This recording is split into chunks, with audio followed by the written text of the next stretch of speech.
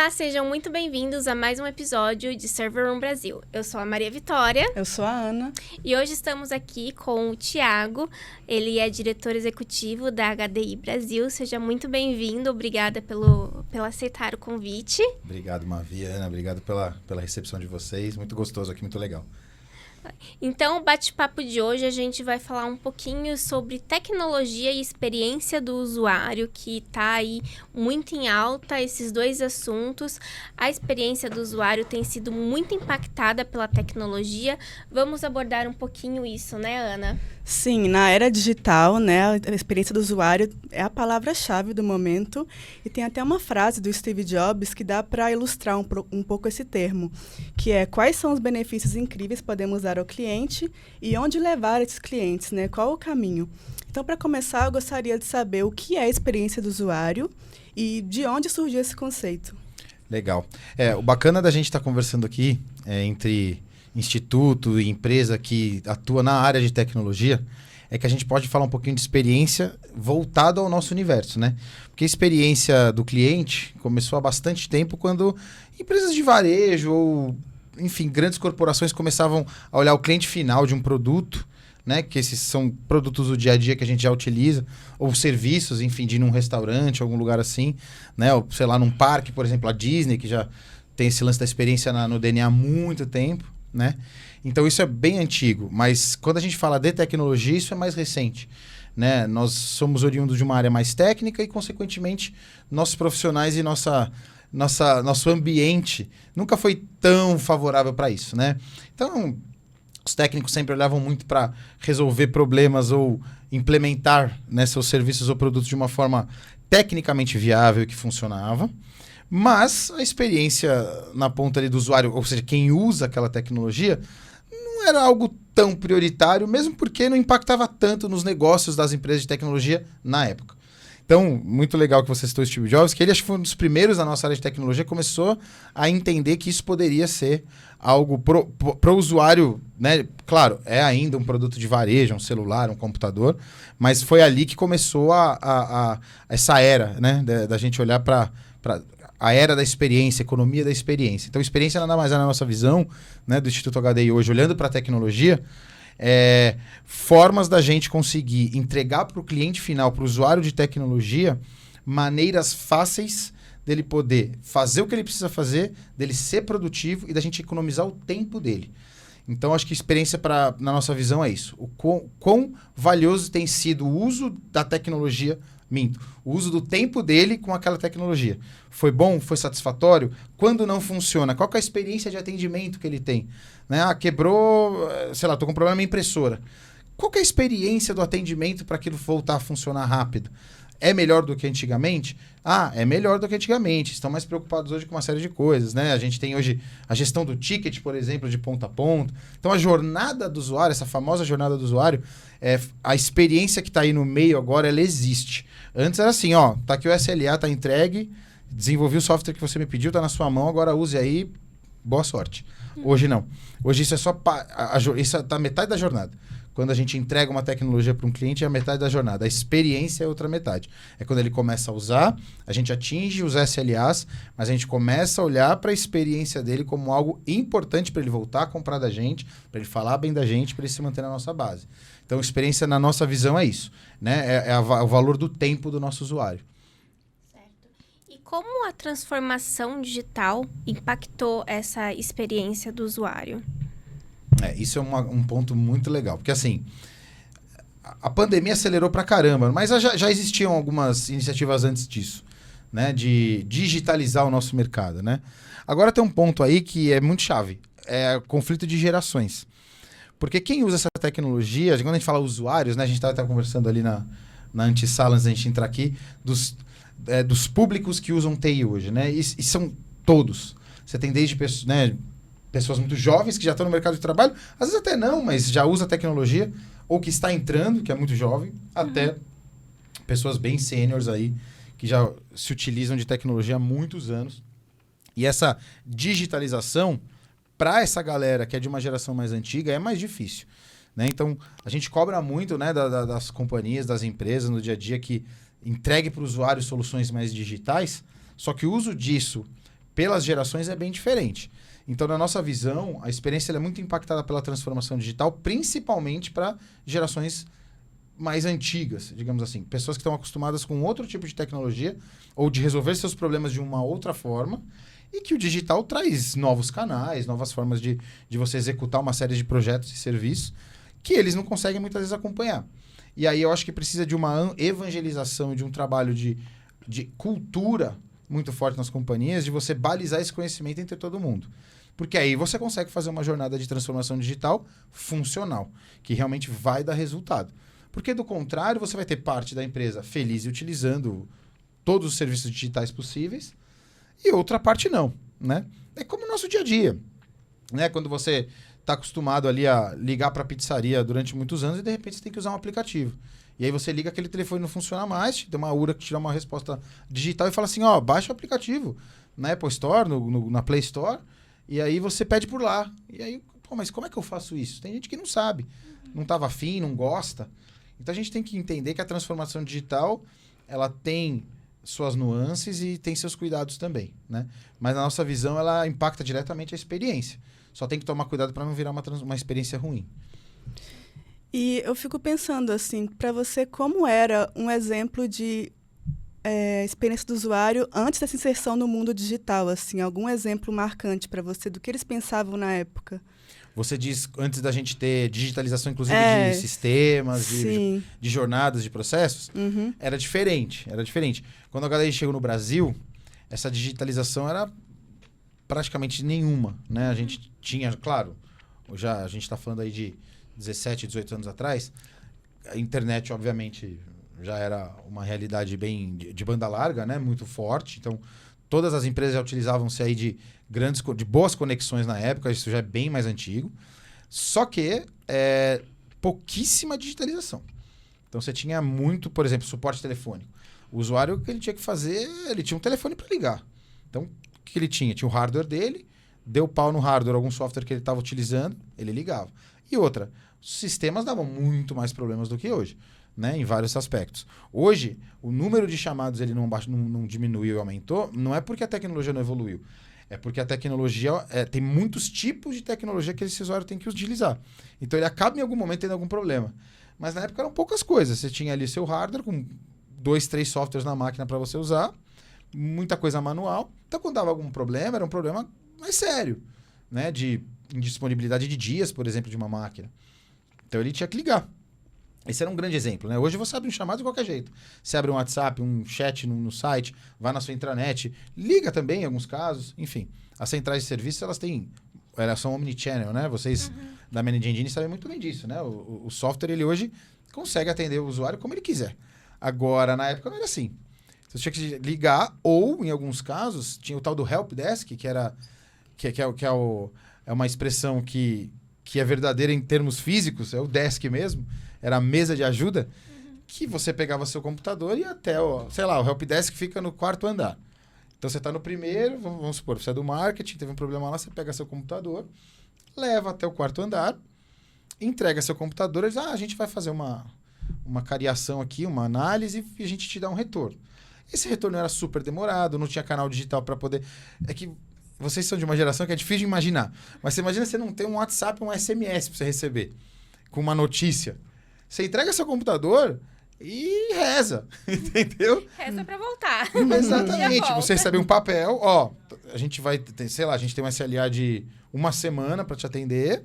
Daqui a uma semana você volta aqui. Tá. Esse computador reserva. Mas esse computador reserva não está com todos os meus softwares. Sinto muito, você vai ter que usar o que tem aí, o que não tem, a gente vai ter que ver, porque as licenças dos softwares eram caríssimas. Então não era como hoje, que são ranges, né? Você compra de 0 a 200 usuários um preço, 200 a 400 outro, acima de 400 outro. Não, era por licença. Então era tudo muito caro. Não tinha nuvem. Não tinha nuvem. Não tinha o seu drive com as coisas salvas. Não tinha nada. Exato, não tinha backup das era coisas. Disquete. Exato, era super difícil. Meu pai tinha um monte de disquete em casa. É isso, aqueles flops grandes, né? E aí era engraçado porque o técnico pegava um flop disk, né? Um disquete, e ele pedia para você umas 48 horas para te entregar o disquete, para você colocar no computador backup e voltar a trabalhar. Então a produtividade, ela era muito baixa sem a digitalização. Né? Então, com tudo que isso... Com essa digitalização toda, esse é um exemplo, Ana, como você perguntou. O exemplo de você não ter um multicanal. Você não ter opção e você não conseguir acompanhar o que está acontecendo com o seu software, sua máquina, sua vida. Né? Às vezes, seu computador tinha lá coisas importantíssimas que ficavam lá. E como você falou, Mavi, não tinha um cloud desenvolvidaço assim. Você tinha os servidores das próprias empresas, tinha lá um comum, que o pessoal, né, um servidor comum que o pessoal salvava algumas coisas ali, mas ainda era muito incipiente, não tinha essa facilidade que tem hoje, a segurança que tem hoje. Então, muitas vezes os dados não estavam lá, não era possível de acessar. Então, era bem complexo. Então, esse, por exemplo, esse processo de suporte é um exemplo. Era super difícil e transformava a gente aí em seres bem improdutivos quando o assunto era tecnologia. Com certeza. Consequentemente, a experiência do usuário, péssima, né? Sim. E qual que é o papel do desenvolvedor com a experiência do usuário? Assim, né? Porque a gente pensa, às vezes, que o desenvolvedor não tá ligado a isso, mas ele ali é o que vai desenvolver a carinha, que vai ficar o aplicativo, né? Como você vai visualizar ali. Porque tem a pessoa que vai ter a ideia. Vamos desenvolver o aplicativo, ali alguém teve a ideia de desenvolver o iFood. Sim. Mas teve alguém ali que criou isso. Então, qual que é a importância do desenvolvedor? O que ele tem que pensar para a usabilidade daquela aplicação, daquele app? Qual que é o seu papel? Inclusive para dar o mínimo ou o menor número de problemas possível. Exatamente. Né? Porque o fato de você já não ter problemas, a experiência já dá um passo, né? A gente, só de ser estável, a gente já consegue evoluir bastante na experiência do usuário hoje. Eu acho que os devs, principalmente de interfaces que são muito utilizadas, você deu um bom exemplo do iFood, inclusive olha a coincidência, a Rosana Anitta, ela é gerente de desenvolvimento do iFood, e ela estava no nosso podcast agora, 2 semanas atrás, e a gente estava falando um pouco disso em alguns momentos. O assunto era outro, mas a gente chegou em alguns momentos nesse assunto, porque a equipe dela é que cuida desse UX, né, da User Experience ali, é muito importante. Eles têm que calçar o sapato, né, do usuário o tempo todo. O que ajuda muito, de novo, a digitalização, que hoje é sem fim, ela ajuda muito, porque, por exemplo, esses aplicativos hoje podem se preocupar, as áreas de desenvolvimento podem se preocupar única e exclusivamente com a experiência do usuário, porque existem outras empresas que prestam serviço para esses, de tecnologia também, que cuidam da parte de infraestrutura e do back-end ali. Né, da parte estrutural, das conexões, das APIs, do que vai para a logística, o que vai para um lado ou para o outro. Então, a galera que trabalha, por exemplo, no próprio aplicativo, os desenvolvedores, eles conseguem ter mais tempo para olhar a carinha do software deles e a usabilidade. Então, acho que isso é uma conquista assim, do nosso mercado. Né? A digitalização e o cloud computing é tão poderoso hoje que existem várias empresas. O que você vê lá no iFood, por exemplo, é a última camada que a gente tem acesso. Mas as camadas que vêm atrás não são só desenvolvedores ou profissionais técnicos dentro do iFood. São várias empresas de software houses, empresas de desenvolvimento, empresas de transações bancárias, né, de auditoria, que estão ali apoiando e prestando serviço para o iFood poder tirar esse trabalho dentro de casa, ou parte dele, e poder focar cada dia mais na experiência do usuário. E por que isso acontece? Porque a experiência do usuário ela é primordial para os negócios. A gente sabe disso. Bateu errado ali, demorou mais de 5 segundos um pedido, você cancela e vai para o aplicativo concorrente e acabou. A gente é muito sensível a tempo, à experiência, ao fluxo, à jornada ali daquele pedido. Então, eu acho que a importância dos desenvolvedores hoje nos aplicativos, ela não é só uma importância, não. Acho que ela é a vitalidade mesmo, é a sobrevivência. O aplicativo ele não consegue sobreviver mais se ele não tiver uma interface muito boa. Qualquer deslize ele perde usuários, mas em qualquer um. E aí, hoje é muito fácil também para as avaliações serem ruins. Né? Então, ele vai lá, se ele começa a avaliar mal aquele aplicativo, na loja de aplicativos ele começa a perder muito o ranqueamento, a própria loja de aplicativos a inteligência artificial começa a entender que aquele aplicativo já não é tão relevante, começa a baixar ele, até a hora que ele perde usuários de uma maneira assim, nível vou sair do mercado. Então tem que tomar muito cuidado. A gente está dando exemplos de grandes aplicativos aqui que isso não vai acontecer. Mas a grande maioria dos aplicativos, ou dos softwares, ou de qualquer outra coisa, eles estão no middle market, né? Eles atendem um público específico. Então, se eles vacilarem, eles podem ficar fora do mercado. Então, acho que a experiência do usuário e a importância dos devs é nesse nível, Mavi. Eu acho que é nível sobrevivência do negócio. Sim, você estava falando do experiência do usuário e negócios, né? Que é muito bom para captar cliente, para manter os clientes.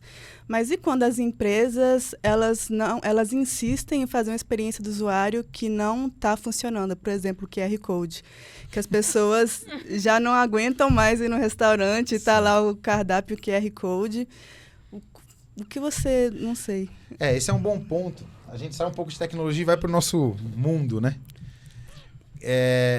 Cara, eu acho que os estabelecimentos, empresas, instituições, todo mundo que tem algum produto ou serviço, tem que pensar muito bem dentro daquela jornada do cliente dela, que a gente chama dos touch points, né? Todo momento que você tem algum ponto de contato com algum cliente, seja qual for esse contato, grande ou pequeno, relevante ou não tão relevante, eu acho que tem que prestar atenção se aquilo realmente tem que ser digital ou não.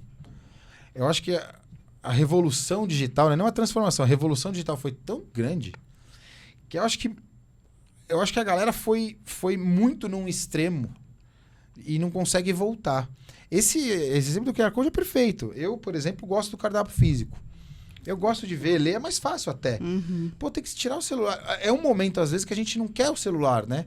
Pô, agora é um momento de tranquilidade. Vou escolher, sei lá, um vinho, uma comida, vou ficar na boa. Aí você não pode. Não, QR Code. Se você tá sem bateria, você tem que ficar procurando um lugar para carregar o celular. Aí o garçom vem com dele, né? Não, olha aqui no meu. Não sei. Isso é uma coisa, por exemplo, que não deveria existir. Assim, o QR Code pode estar lá. Tem gente que vai gostar de ver. Mas, cara, acabou a pandemia, não tem mais problema. Volta com o cardápio físico. É uma coisa que custa muito pouco para o restaurante em termos financeiros, mas custa muito em experiência. E talvez uma pessoa... É que, cara, a experiência é tão... É tão traiçoeira em alguns momentos, porque parece que não é um problema grave, né? E realmente não é. Só que fica no subconsciente daquele cliente um ponto negativo que ele nem às vezes sabe explicar.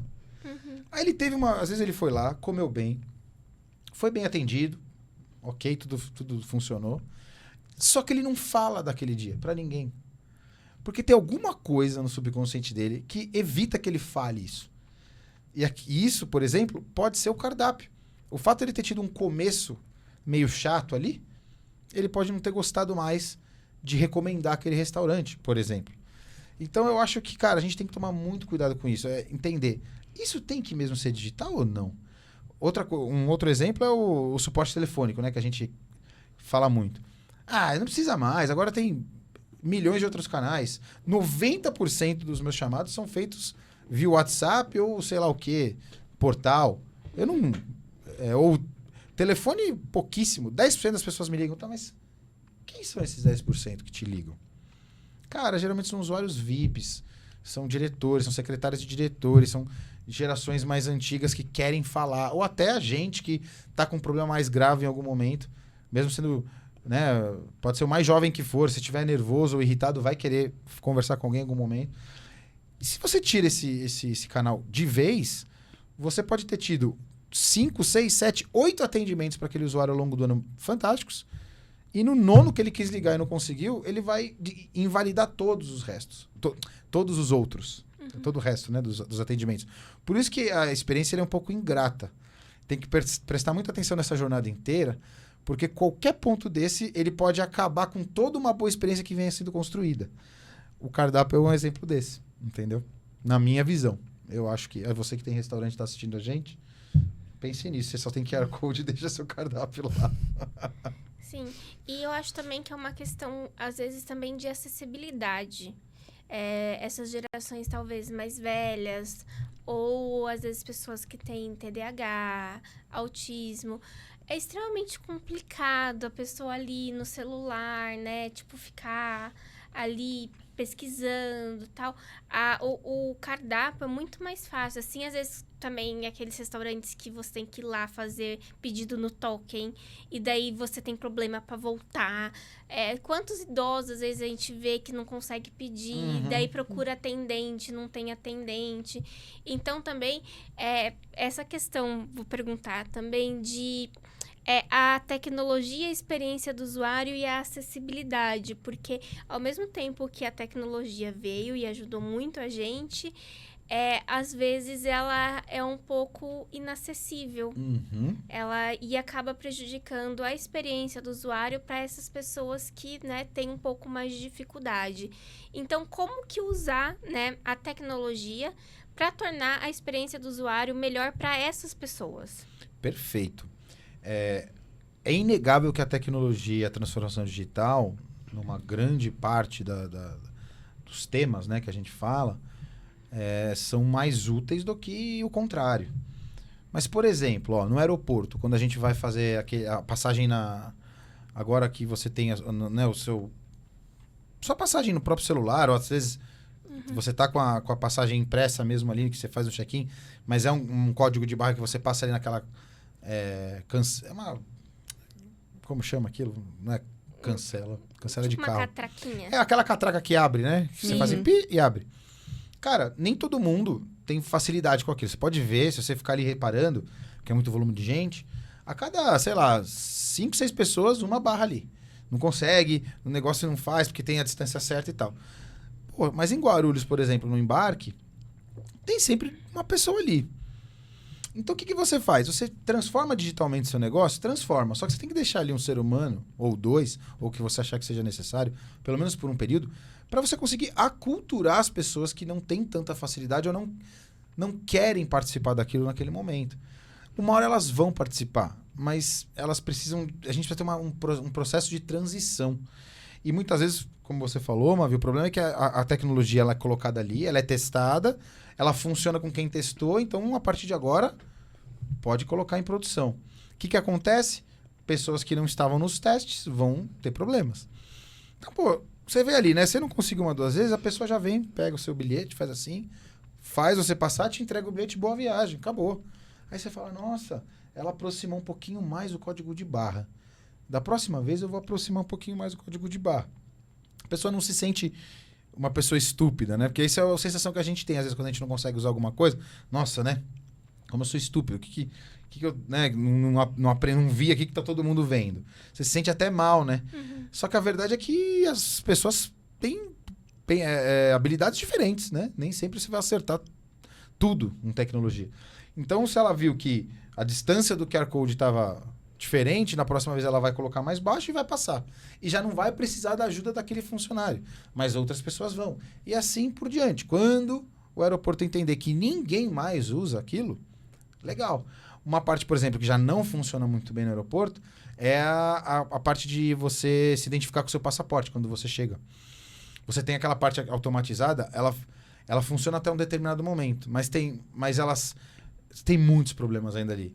Então, quando você olha a fila do atendimento humano, ele é muito maior a fila. Por quê? Porque as pessoas tentam aqui e vão para lá porque não conseguem. Só qual que é o problema desse lado? Eles não conseguem ter tantos agentes desse lado aqui, porque ali é uma área de migração. Você não pode ter muita gente transitando. Então, é uma tentativa de diminuir fila, mas que ainda não chegou num estado da arte. Só que ele causa problemas. Então, é isso que a gente tem que tomar muito cuidado. Eu acho que não tem problema nenhum você transformar digitalmente nada, desde que você tenha um processo de aculturamento para fazer aquilo funcionar. Né? Vocês deram alguns exemplos, esse da Catraca é outros, mas se a gente for pensar aqui, tem N outros que, se tiver alguém para ajudar, com o tempo vai funcionar. Né? Mas eu acho que é isso, a implementação por ondas. Certo. Sim, e a tecnologia está evoluindo cada vez mais. Eu vou fazer uma pergunta aqui que eu sempre faço e a gente fica... É até uma piada interna. Mas eu queria saber o que você acha que a inteligência artificial vai trazer para a experiência do usuário, porque agora a gente tem, não sei, coleta de dados para os algoritmos, para melhorar e personalizar a experiência. O que você acha que vai acontecer? Isso é uma coisa muito, muito louca, né? Ano passado eu fui no Web Summit em Portugal e eu assisti uma palestra do pessoal da Pandora, que é aquela de né? Das pulseiras femininas e tal. Não sei se tem alguma coisa masculina também, não lembro. Mas é uma loja, né, que tem muitas franquias e tudo mais. E então, eles estavam contando um projeto de inteligência artificial piloto que eles estão fazendo lá para personalização da compra de cada pessoa, né? Então, é muito legal isso, porque assim... qual que é o lance da personalização? Que eu acho que a inteligência artificial pode ajudar muito. Não chegou nesse nível ainda, mas eu acho que quando chegar, a gente vai olhar e falar assim, agora entendi que essa tal de IA pode me ajudar. Porque eu acho que até agora tem coisas legais, mas são mais curiosidades do que efetividades, né? Para negócios. Claro, isso é uma discussão mais ampla, mas assim, eu acho que a personalização é o grande ponto. Que é você, dentro de uma grande massa... de dados ou pessoas ou clientes, você ser atendido com aquela individualidade que você nunca esperava que uma loja daquele tamanho conseguisse te dar. Um vendedor, quando você entra na loja, ele já sabe quem é você, sem você saber quem é ele, ou sem você ter nunca sido cliente daquela loja, é uma coisa muito legal. Né? Então, pegar ali, tá experimentando, né? Por algum motivo, reconhecimento facial ou algo que ele consegue... Te coletar ali, que é o que a Pandora, por exemplo, está fazendo, começa a entender o comportamento de compra daquele consumidor, sendo cliente Pandora ou não. Fala, putz, olá, Thiago, tudo bem? Nossa, percebi que você tem dado para sua esposa tal presente nos últimos 2 ou 3 aniversários dela. Eu acho que por esse motivo, essa pulseira aqui pode agradá-la. O que você acha? Você fala, caraca, ele já sabe quem é você, porque você deu algum dado ali, né? Ou porque... Não sei, tem várias formas de fazer isso hoje, mas, claro, dado aí a segurança da informação respeitada, eu acho que isso pode ser uma coisa muito legal para as lojas. Para as lojas, não, para o comércio como um todo. Então, acho que isso é um ponto. A inteligência artificial personalizar nesse nível. Saber não é o que você gosta de comprar, é conseguir te sugerir algo que seja realmente assertivo. Né? Não tipo assim, hoje a gente está na rede social, tem uns anúncios bem inteligentes, né? Você fala, caramba, eu tava procurando isso tal, e já me apareceu aqui, o algoritmo já é bem avançado, só que ele ainda não fala com você. Né? Um outro ponto que eles falaram nessa palestra que eu assisti foi isso. Imagina você tá ali e aí aparece um vídeo falando assim, oi, Mavi, tudo bem? Aqui é o fulano da loja tal. Ó, eu vi que você tá aqui pesquisando tal coisa, dá um pulinho aqui na loja tal que é mais perto da sua casa, que a gente bate um papo, o vendedor tal vai te atender, ele já tá esperando você. Cara, você fala, cara, eu vou nessa loja. Né? Então, eu acho que é isso. Quando a personalização chegar nesse nível, a gente chegou, acho que no estado da arte da IA, ou quase... é que o estado da arte, ele é eterno, né? Vão estar sempre buscando. Mas eu acho que já seria um primeiro estado da arte da IA. Sabe? Conseguir te fazer negócios automaticamente com você sem a interação humana. Sem intervenção humana, né? Sem você ter que perguntar qual é o seu nome, o que você gosta. Não, a IA já sabe quem é você, te faz uma oferta dessa, você se sente, caramba, né? Isso é uma coisa muito louca. Acho que quando chegar aí, a gente tem uma evolução. Até lá, mais curiosidade. Acho que tem muita coisa rolando, mas ainda não tão eficaz como a gente imaginava, né? Você acha que isso vai demorar muito ainda para acontecer? Eu acho que não. Ele já tem alguns projetos pilotos, então acho que não. Eu acho que já está acontecendo. Já tem alguns testes. Eu acho que a qualquer momento você pode pegar um anúncio desse aí. Vai acontecer, já tá rolando. Já tá rolando. Legal. Vai ser muito louco. Não, é tipo aquele seriado lá, o... Meu Deus, eu tenho um pouco que a gente, de medo. que a gente assiste umas séries que às vezes fala, Black nossa... Mirror? Como Black Mirror, né? Que você assiste lá uns episódios e fala, não, isso aí daqui 100 anos. Que nada, cara, já acontece, né? Muito louco. Eu acho que a barreira hoje é mais ética e moral do que tecnológica. Né? Acho que tem muita coisa de segurança ainda que as empresas seguram a onda. Sim. Cara, é igual o drone. Você tem tecnologia para fazer um carro voador? Tem, cara. Só não faz porque imagina o caos no trânsito. Os drones se batendo em cima, não tem lei, não tem nada. Mas já tem tecnologia. Então existem sempre essas barreiras éticas, morais, né, de segurança que vão te confundindo se aquilo vai acontecer ou não. Mas, cara, conseguir uma brecha na lei, você pode crer que você vai ser impactado. Certo. Logo no começo, você mencionou, né, que a Disney foi uma das pioneiras em experiência do usuário.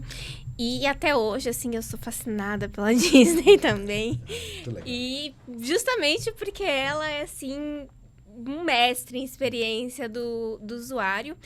E eu acredito também que a Disney, ela faz muito parte das nossas infâncias, da maioria das pessoas, se não de todo mundo. E agrega muito no valor emocional. A experiência do usuário tem muito a ver com emocional, com valor emocional. Sentimento, né? Sentimento. Eu Porque, acho. assim, às vezes um produto não é nem tão bom, mas você vai lá, compra e só porque é de tal marca. Ou, às vezes, uma marca acaba se tornando...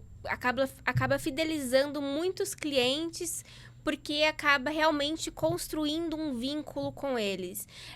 Apple talvez seja um exemplo também muito grande disso, porque ela consegue não só, né, ter dispositivos, ter, né, produtos tão bons, mas que ela, apesar do preço, né, que são preços assim gigantes, os clientes se tornam tão fidelizados que chega a ter um valor emocional.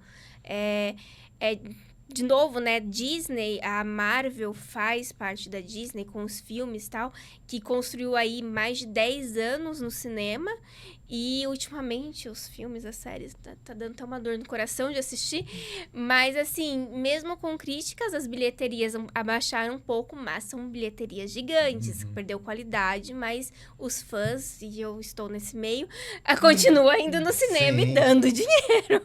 Então, assim, como que o valor emocional impacta a experiência do usuário? Como que as empresas podem usar isso? Cara, isso é muito poderoso. Só que isso não... É engraçado, mas eu não sei se tem uma explicação matemática ou lógica. Como é que você fica, né? Por exemplo, você vai num parque da Disney. Como é que você fica lá 2 horas numa fila, num sol de 42 graus, com uma comida cara e bem mais ou menos, e você acha tudo aquilo maravilhoso? Sabe? É um negócio muito louco, se você parar pra pensar. E só eles conseguiram isso, né? Todos os parques que tentam fazer algo parecido no mundo, os parques têm algum apelo, mas eles não conseguem nem de perto ter o mesmo engajamento que a Disney tem, né? Então tem alguma coisa de sentimento ali que vai muito além da razão. Né? Por exemplo, o Busch Gardens, é aquele parque que acaba pegando ali, né, um grande público da Disney, porque fica próximo e tem as atrações mais radicais ali e tal. Mas ele não está dentro desse universo mágico da Disney. Ele faz parte de uma região que tem parques sensacionais e acaba roubando ali um público mais de adrenalina, molecada que gosta de montanha-russa e tudo mais. Mas ele não... Mas se você for lá e tiver uma fila de 2 horas e meia de algum brinquedo, você vai ficar muito mais irritado do que 2 horas e meia numa fila do Magic Kingdom. Sim. Então, por quê? Porque você tem... Cara, aquele parque tem um cheiro diferente, tem aqueles personagens que aparecem do nada e falam com você. Se uma criança derruba um sorvete no chão, aparece alguém, não sei da onde, com um sorvete novo pra ela. Sabe, são coisas que acontecem ali que, cara, a experiência e os sentimentos são num nível que é insuperável, né? E aí, realmente, você citou os filmes da Marvel.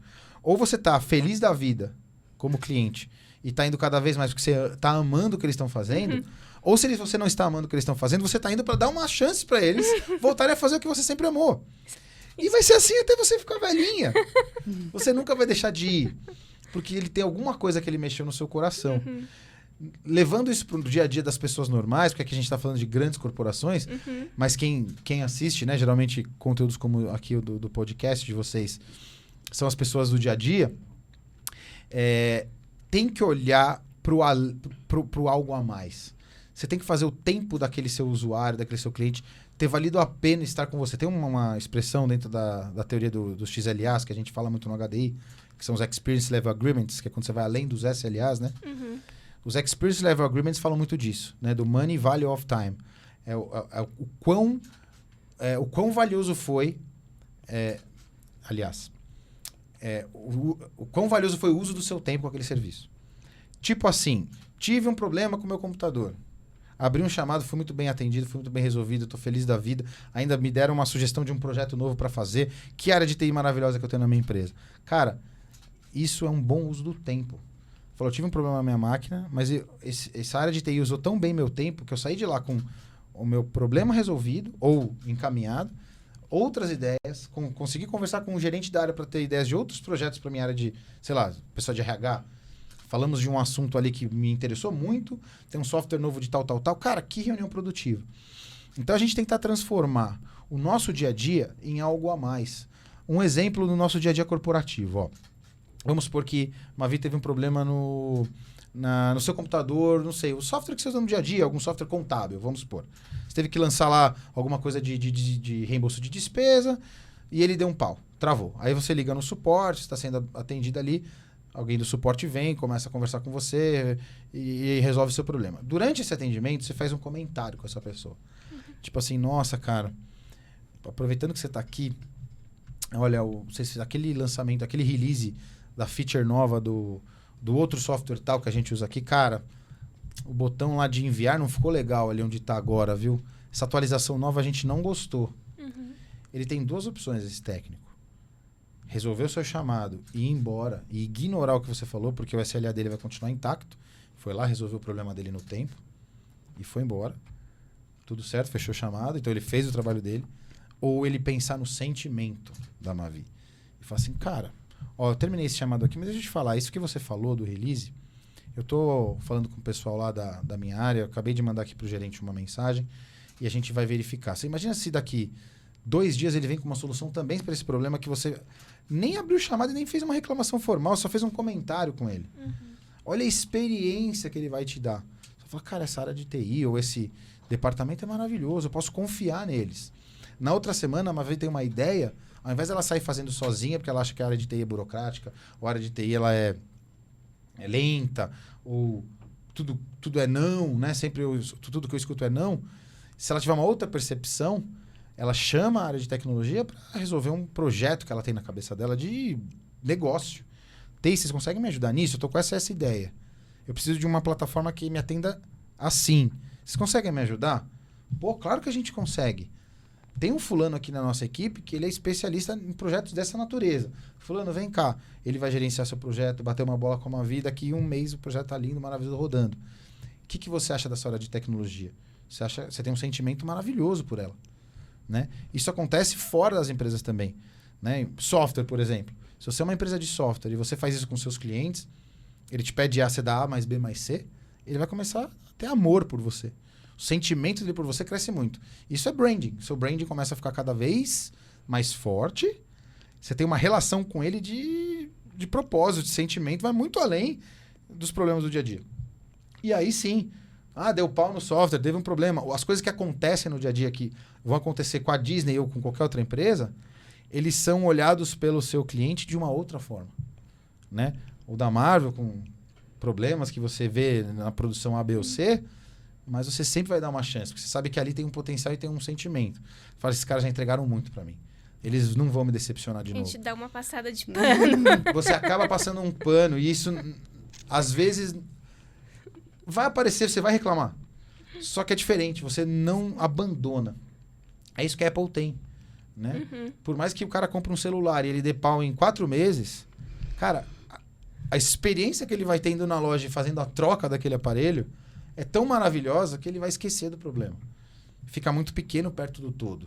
Então, eu acho que, resumindo tudo isso que eu estou falando, tente deixar os seus problemas com seus clientes pequeno perto do todo que você entrega.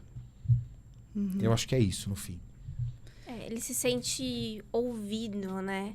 Ele sente que tem uma atenção ali, né? No caso. Demais. A gente se esforça, nossos eventos, né? Aqui do HD, a gente se esforça muito para isso também. Né? Para quando a gente vai receber as pessoas, a gente faz no Clube Med, né? O nosso HD Experience, todo mês de setembro. A Managing Engine, inclusive, sempre é uma das nossas patrocinadoras maiores lá e tal. Cara, a gente faz o possível para que aquela experiência seja muito legal. Então a gente tem, sabe, cara, galera de tecnologia, galera, pô, não é uma área fácil, né? Eu tô falando do meu cliente, né, que tá ali. Eu sei que o dia a dia dele não é fácil. Então, se ele tá naquele evento, cara, eu não vou colocar como... O Tony, da Managing, fala muito isso. Cara, o bom do evento de vocês é que não é cárcere privado. Eu não vou colocar o cara... Entendeu? Eu imagino o Tony falando isso. Eu não vou colocar o cara 12 horas pra ficar vendo a palestra o dia inteiro. Ele assiste palestras excelentes, sim. Um período. Depois ele vai jogar bola, ele vai na piscina, ele vai tomar uma com o cliente dele, né? Se ele bebe alguma coisa alcoólica ou não interessa, a experiência boa é quando ela tem de tudo. Então, se ele quer tomar uma água, um drink com você, ele vai, ele tem essa opção, né? Então, a gente tenta fazer isso durante 3 dias de imersão ali, para que o todo seja atendido. Ele sai de lá feliz com o conteúdo que ele viu, mas ele sai também feliz com a diversão que ele teve, com o social que ele teve a oportunidade de fazer, com as pessoas que ele conheceu. É o sentimento que ele leva, né? Então, acho que é isso que a gente tem que se preocupar, né? O algo a mais ali, né? O extra mile, sempre, né? Sim, eu acho incrível que a experiência do usuário tá em tudo, né? Tá em evento, tá no UX Writing, que eu amo, que é a parte escrita de cada coisinha que tem no aplicativo. É Perfeito. muito Total, doido. Total. Mas o que fazer, assim, para achar... A gente estava falando um pouco disso também, de tentar achar um equilíbrio. Por exemplo, os chatbots, né? Que muitas pessoas não estão conseguindo usar ou preferem falar com o humano. Como achar esse equilíbrio? Isso é difícil também.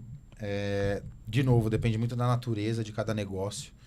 Eu acho que teve um problema de percurso, porque hoje os chatbots com a IA generativa, ele pode funcionar muito melhor para a experiência. Só que quando ele foi implementado, a IA generativa ainda não era tão evoluída. Então, os chatbots traumatizaram uma galera durante um período. Que até hoje você tem um certo preconceito. Fala, será que vai funcionar esse chatbot? Isso não resolve nada.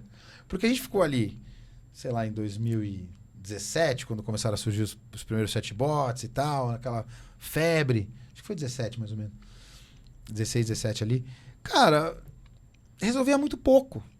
Dava muito mais problema do que solução. E a gente ficou traumatizado.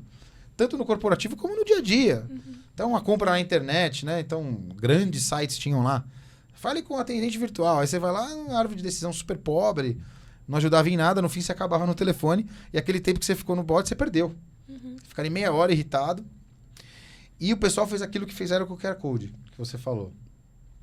Uma vida do restaurante. Sim. Só tem esse canal. Não. Resolve aí. Agora o chatbot, ele resolve tudo. E não resolvia nada. Então, isso traumatizou. Agora, eu acho que passado muitos anos, e alguns bots realmente funcionando muito bem em alguns casos, eu acho que essa confiança está voltando a acontecer, mas eu acho que sempre para um primeiro atendimento. Claro, cada negócio é negócio, tem uns que dá para ir mais, outros menos. Prestar atenção nessa linha. Até que ponto o bot está realmente deixando o seu usuário feliz? Por exemplo, reset de senha. Cara, reset de senha um bot pode fazer. Queria resetar minha senha, esqueci. Tá bom, tá aqui o link, segue esse passo a passo. Resolveu o seu problema? Resolveu por robozinho mesmo. Tá tudo certo, né? Então tem problemas do dia a dia que, cara, tá resolvido. E aí eu vou ficar feliz de ter falado com o bot. Falar, putz, pra que eu vou entrar numa fila de atendimento, falar com um ser humano para resetar uma senha? Não precisa mais, né? Então tudo que ele puder resolver nesse sentido, excelente para a experiência. Agora não tenta forçar a barra, alguma coisa que ele não sabe fazer. Aproveita aí a generativa agora e melhora seu bot. Sabe? Não deixa ele parado lá. Melhora a sua base de conhecimento. Então, pega uma metodologia como o KCS, por exemplo. Deixa a base de conhecimento da sua empresa, do seu negócio top de linha, muito bem organizado, para a IA generativa ler essa informação e responder, né, com a figurinha do chatbot ali de uma forma mais inteligente. Cara, você vai melhorar o atendimento, vai diminuir o custo da sua empresa e o seu cliente vai ficar feliz. Agora, saiba o limite. Não vai falar que seu chatbot faz um milkshake. Ele não faz. Entendeu? Tem coisa que é só... As pessoas têm que entender que são coisas que só as pessoas fazem. Bem feitas, entendeu? E isso pode ter um Android robô te atendendo igual um ser humano. Não é igual você olhar alguém de carne e osso que vai te falar alguma coisa ali que você precisa ouvir. Então, tem que tomar cuidado. Eu acho que hoje, de novo, com a generativa, vale estudar tudo que tem no mercado, porque dá para melhorar bastante a árvore de decisão do seu bot. Dá para melhorar, sim, alguns atendimentos de nível 1, seja qual for o negócio. Mas toma cuidado. Não deixa aquilo ferir a experiência a ponto do cara não voltar por causa do chatbot. Você perder negócio, porque seu chatbot atendeu mal um cliente, é o fim da picada, não pode. Né? Tem que prestar muita atenção, acho que nessa jornada. Certo. E aí, voltando um pouco para coisas mais futuristas também, metaverso, realidade virtual, realidade mista, toda essa gama aí, o que eles estão trazendo para a experiência do usuário atualmente?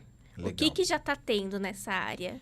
Eu acho esse é um outro ponto legal, porque o metaverso até caiu em descrédito recentemente, né? Porque, enfim, a mídia também traz muitas notícias com um cunho muitas vezes tendencioso. Mas o que eu acho é o seguinte, o metaverso ele tem usos e usos.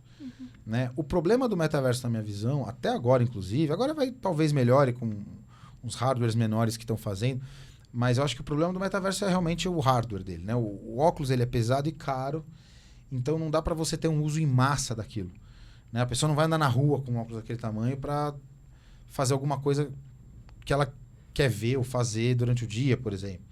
Então, eu acho que superestimaram o uso do metaverso para muita coisa que ainda não era viável pela infraestrutura.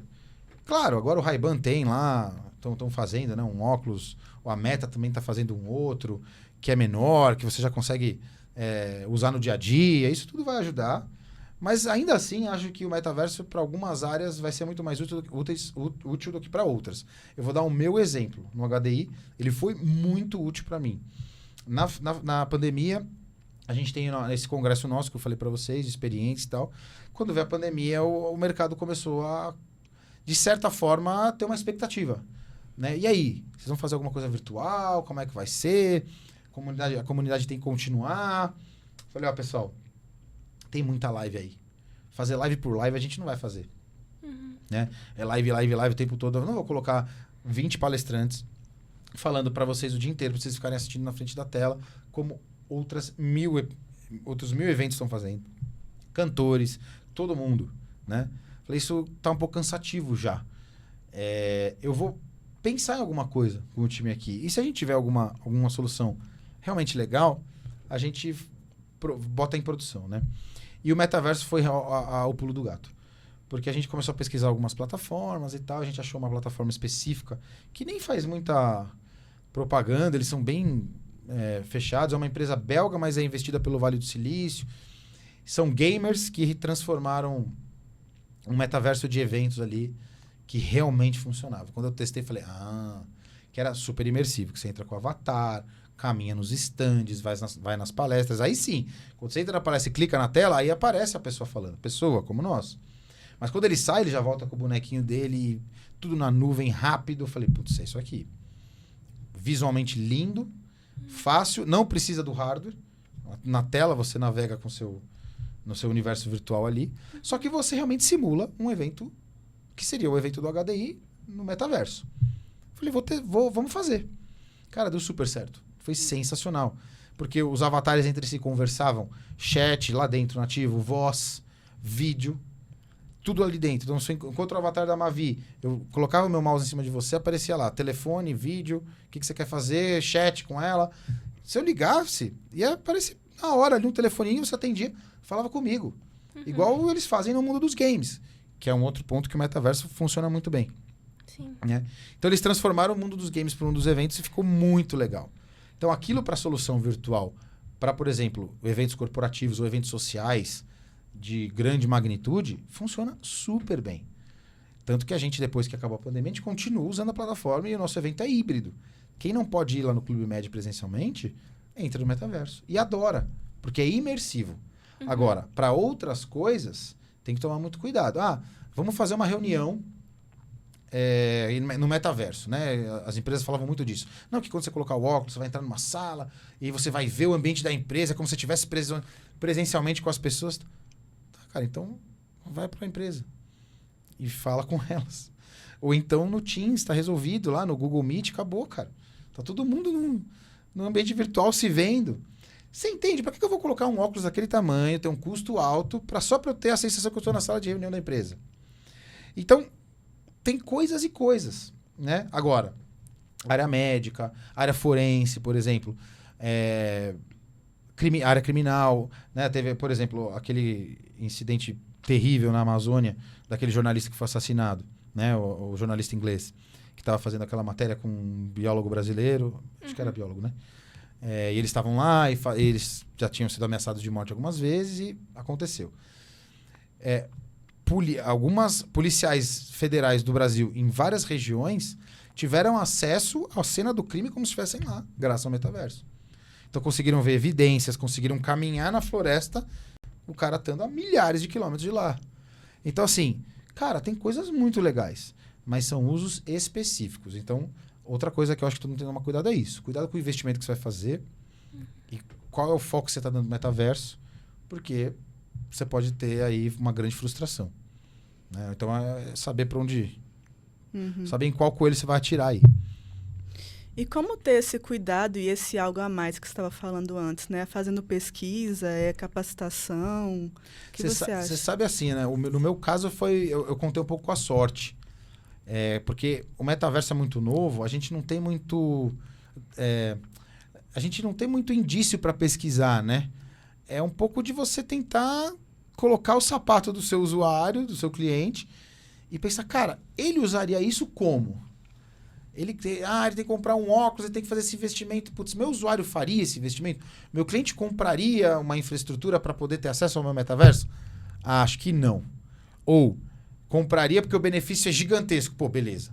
Então acho que aqui vale. Eu vou investir. Foi exatamente o que a gente fez. A gente tomou algumas precauções ali. Falei, cara, precisa de alguma infraestrutura além de um computador com internet? Não. Beleza, check, bacana. O software... O ambiente de metaverso, ele é rápido? Ele trava ou ele é robusto e rápido? Não, ele é robusto, ele é rápido, os servidores são poderosíssimos, ele é leve, ele carrega em qualquer máquina, porque tem também essa questão. O metaverso é muito pesado e tem máquinas que ele, dependendo do nível que você for navegar, ele não consegue.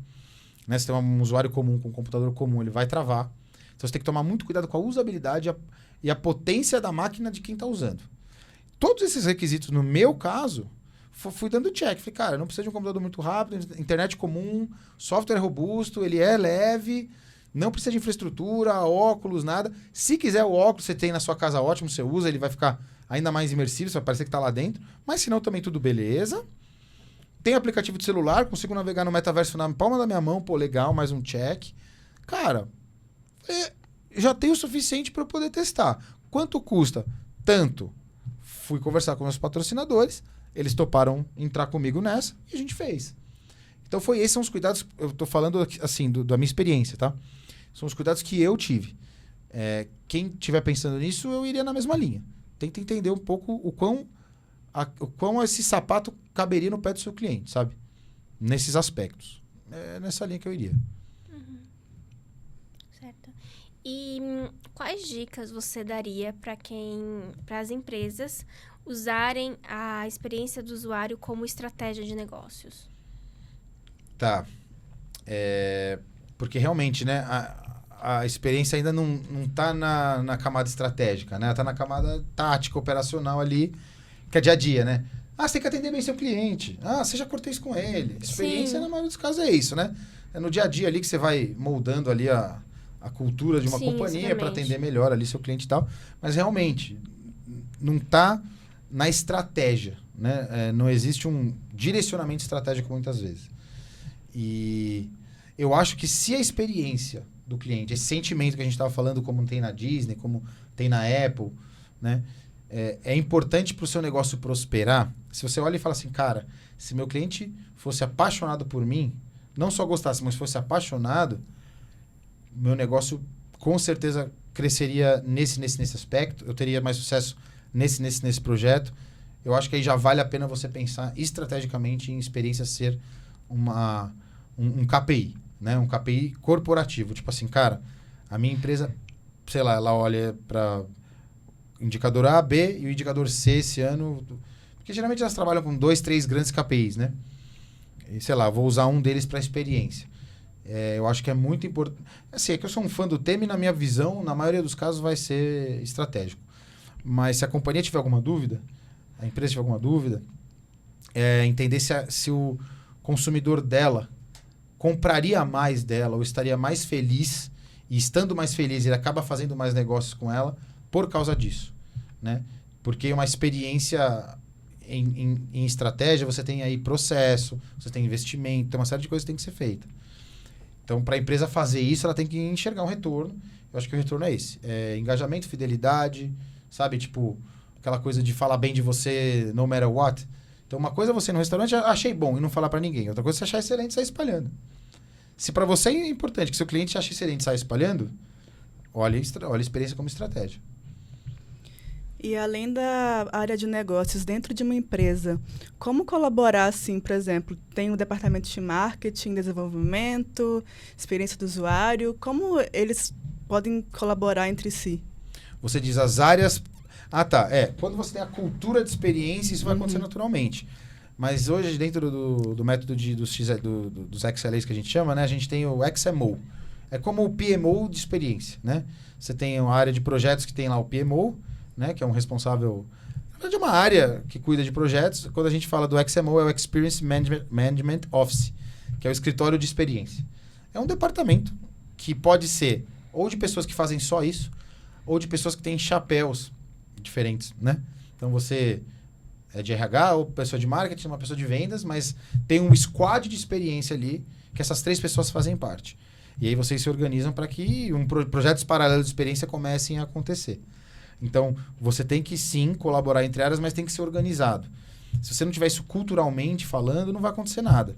A Ana é boa nisso, ela vai fazer algumas coisas. Tá bom, você vai fazer algumas iniciativas isoladas, mas com o tempo você vai desmotivar, porque você eventualmente não vai ter ali ajuda de quem... pessoas que não acreditam naquele propósito. E quando não é um objetivo estratégico, ninguém se sente na obrigação de fazer. Então, eu acho que tem que ter um alinhamento interno de que aquilo é importante. Você monta um squad, faz uma espécie de um XMO ali, né, de um XMO, monta um escritório de experiência e começa a fazer algumas ações efetivas para que a experiência do seu cliente apareça. Então, a Ana é responsável por isso, a Mavi por aquilo, o fulano, o ciclano por aquilo outro. Cria-se um projeto e aí vocês vão fazendo como uma jornada de qualquer outro projeto. Vão vendo como está o timeline daquilo, as execuções e se aquilo está trazendo o resultado que vocês queriam. Com o tempo, isso vira cultural. Mas no começo tem que criar um procedimento, senão não vai funcionar. Certo. Porque é engraçado isso. A experiência subjetiva, é sentimento, a gente acaba levando como um a mais, um bônus. E aí vai naquela coisa, tipo, quem tem aptidão faz, quem não tem não faz. Então o que eu quis dizer é que só que quando você cria um projeto, um squad, aquilo passa a ser corporativo. Então não interessa se você tem ou não aptidão, tem que fazer. E quando vira um processo, o cliente na ponta sente, né? No caso, a experiência é para melhor, sempre. Certo. E para finalizar, quais são as tendências e o futuro da experiência do usuário na sua visão? Olha, eu acho que personalização que a gente falou, eu acho que isso é um baita ponto, que a IA pode ajudar muito. Análise de dados, é muito dado que tem hoje disponível. Então, se a gente começar com as IAs, conseguir organizar esses dados para levar para o cliente essa experiência personalizada, cara, sensacional, acho que esse é um ponto. É presente? Mas vai estar de fato acontecendo em massa no futuro. No futuro próximo, mas ainda é futuro. Mas eu acho que esse é um ponto que todo mundo tem que olhar. E eu acho que você começar a ter métricas e KPIs para medir experiência. Que é uma coisa que no HD a gente bate muito, que é o que o XLA prega, mas ainda é conceito. A galera ainda está estudando, tentando entender dentro de casa como é que vai funcionar. Mas eu acho que no futuro tem os indicadores, são os XIs que a gente chama, né? Os XIs, que são os Experience Indicators. Da mesma forma que você tem dentro dos SLAs vários indicadores hoje, TPS de atendimento, First Call Resolution, eu acho que vão ter os indicadores de experiência, né? Então, são indicadores específicos, que não são esses de mercado padrão. Vai de acordo de cada negócio. É entender o que aquele cliente realmente se importa, criar um indicador, começar a medir aquilo, ter evidência e plano de melhoria contínua. Fala, mas você está burocratizando a experiência? Não é isso. Tanto que experiência nunca vai ser como SLA, que é um contrato assinado, está aqui, faz lá. Daqui 3 anos a gente revê. Não, experiência é diária. O indicador que você criou de experiência hoje pode ser que daqui 1 semana ele não funcione mais. Você já tem que mudar o nome, mudar a métrica e continuar medindo. Então, assim, as pesquisas também. Acho que o futuro... Pesquisa de satisfação dificilmente vai ter algum espaço do jeito que ela é hoje no futuro. Eu acho que esse papo que a gente tem no dia a dia ele é muito mais importante. E como a gente vai coletar esses dados de maneira informal, né, e colocar isso numa esteira de melhoria é o futuro. Então, assim, cara, não interessa a pesquisa. Eu sei do que meu usuário gosta ou não gosta, o que ele está feliz ou não está feliz, através de outros mecanismos. Outras formas de escutá-lo, outros fóruns, né, outras conversas, outras percepções, como a IA está trabalhando isso, né? Projetos de monitoramento de observabilidade. Né? Então, você observa, opa, isso aqui tá... Mas ele não falou que tá bom. Mas ele não falou ainda. E eu consegui identificar antes. Esse problema vai afetar ele. Eu tô vendo aqui que software tal, daqui 2 semanas vai parar. E vai parar e ele vai ficar muito chateado. Então, para evitar isso, por que eu já não arrumo agora? Então, esse lance que a gente fala da proatividade tem muito a ver com a experiência. Só que eu acho que no futuro próximo, isso vai ser uma realidade. Vai começar a realmente acontecer. Então, esses indicadores começam a medir sentimento. Você mede sentimento. Você vê se ele está feliz de fato ou não. E aí você começa a melhorar essa relação com ele até chegar no estado da arte de uma Apple, de uma Disney, que é quando você já está na estratosfera ali de amor, né? Entre cliente e fornecedor. Mas eu acho que esses são alguns pontos aí que... Eu estou falando de futuro próximo porque lá na frente, como as coisas estão mudando muito rápido, é difícil de prever. Mas acho que no futuro próximo é isso. Bom, resumindo, né? Personalização e metrificar sentimento. Muito obrigada pela participação. Nossa, foi um bate-papo incrível. Sim, foi Nossa, incrível, passa super muito rápido. legal. Nossa, voou o tempo, né? Voou, muito legal. Meninas, obrigado demais pelo convite de vocês. Foi uma delícia participar, muito bom. Esse papo é muito bom, sempre. Estamos à disposição. Quem estiver assistindo aí, quiser conhecer mais dentro do HD, esses pontos todos que a gente falou aqui, tem muitos e-books, artigos, vídeos também, totalmente gratuitos. A gente faz isso realmente para fomentar esse mercado da experiência, né? Eu acabo trazendo exemplos mais corporativos, mas eles servem para outras áreas também, né? Para o varejo comum, para o dia a dia, os serviços do dia a dia. Acho que quem tem algum negócio ou tem alguma aspiração, eu acho que o que a gente conversou aqui pode ser, de repente, se eu conseguir levar alguma ideia junto com a Vicona aqui, a gente já fica feliz, né? Mas obrigado demais, viu, pelo convite de vocês aí. Foi um barato participar. Muito obrigada. E não se esqueça de deixar um comentário, ativar o sininho e se inscrever aqui no nosso canal para ver mais episódios. Até a próxima. Tchau.